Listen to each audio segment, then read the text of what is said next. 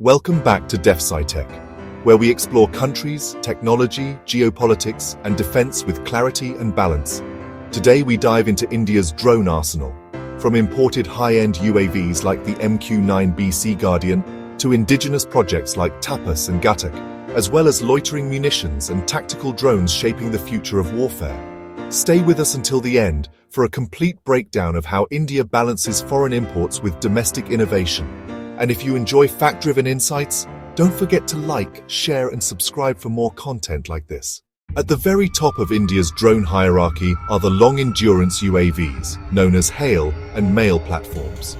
These are the workhorses for intelligence, surveillance, and even precision strike. The biggest headline is the MQ-9B Sky and Sea Guardian deal.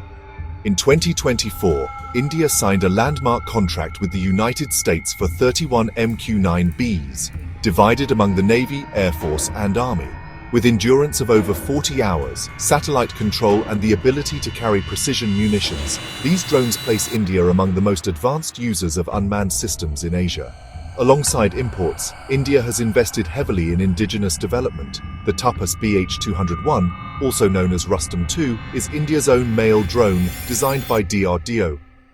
Comparable in size to the Israeli Heron, TAPAS aims to provide persistent ISR with payloads like electro-optical sensors and synthetic aperture radar. Although still under trials, it reflects India's drive for self-reliance. Historically, India relied on Israeli drones such as the Heron and the Searcher. The Heron MQ-1 and MQ-2 remain the backbone of India's male fleet, deployed for surveillance over the Himalayas, deserts, and coastlines. Upgraded Herons with satellite communications ensure beyond line-of-sight control. Together, the MQ-9B, TAPAS, and Herons give India a mix of imported reliability and indigenous ambition in the HALE male segment. Moving down to the tactical level, drones here support ground troops with short to medium-range reconnaissance. The Israeli Searcher-II, still in service, has supported the Indian Army and Air Force for 2 decades. Compact and reliable, it's been critical in monitoring border regions. But the real growth is happening in the indigenous private sector. Companies like IdeaForge have supplied hundreds of Netra series drones to the army, paramilitary forces, and police.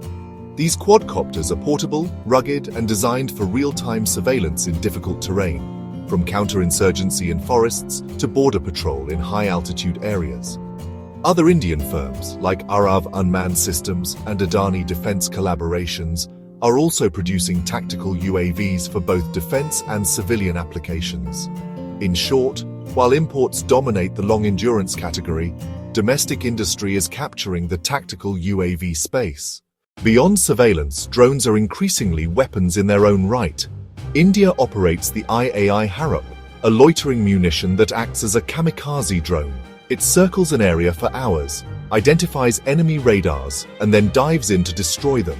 This gives India a critical edge in suppression of enemy air defenses, or SEAD. Indigenous efforts are catching up too.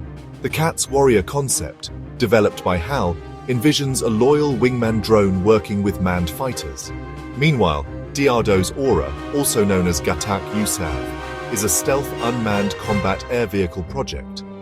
Though still in development, these programs reflect India's intention to eventually field its own strike-capable UAVs. This combination of imported loitering munitions and indigenous UCAV research indicates India's gradual move from a surveillance-heavy UAV fleet toward a combat-ready one.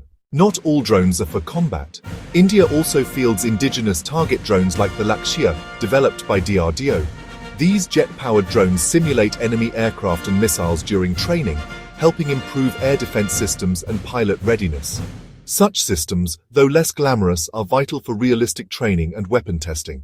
In addition to target drones, India fields advanced surveillance and strike platforms like the Heron, Harpy, and Harop. The Israeli Heron is a versatile male UAV, excelling in long-range reconnaissance and real-time intelligence. The Harpy and Harop, both loitering munitions, are designed to seek and destroy enemy radars and air defenses. In the May 2025 conflict with Pakistan, these drones played a decisive role. Harop and Harpy units neutralized key enemy air defense sites, enabling Indian forces to operate with greater freedom and precision. Their combination of endurance, precision, and autonomous targeting has made them indispensable assets in modern warfare. So what does India's drone ecosystem look like overall? Imports like the MQ-9B and Israeli Herons provide cutting-edge capability today. Indigenous programs like TAPAS, CATS, and Ghatak promise long-term self-reliance. Private companies like IdeaForge dominate tactical UAV production for security forces, and loitering munitions like Harop ensure India can strike preemptively against enemy defenses. The challenge, however, lies in bridging the gap, ensuring that indigenous platforms can eventually replace imports, while scaling up production to meet the needs of 3 services and multiple security agencies. India's drone arsenal today reflects a hybrid model: imported systems for immediate capability and indigenous programs for long-term autonomy. If you found this breakdown useful, make sure to subscribe to DefSciTech, hit the bell icon, and join us again as we explore how technology, geopolitics, and culture shape our modern world. Thanks for watching, and see you in the next video.